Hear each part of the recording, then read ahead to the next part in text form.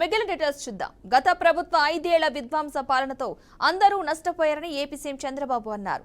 లక్ష్యాలకు అనుగుణంగా అధికారులంతా ముందుకెళ్లాల్సిన అవసరం ఉందని చెప్పారు. మనం తీసుకునే నిర్ణయాల వల్ల వ్యవస్థలే మారే పరిస్థితి ఉంటుందన్నారు. మంచి నిర్ణయాలు తీసుకుంటే భవిష్యత్ తరాలకు మేలు జరుగుతుందని వ్యాఖ్యానించారు. మనమంతా కష్టపడితే 2047 నాటికి ప్రపంచంలోనే మనం నెంబర్ 1 గా ఉంటామని చంద్రబాబు పేర్కొన్నారు. ఈ కలెక్టర్ల సదస్సు చరిత్ర తిరగరాయబోతోందని అన్నారు.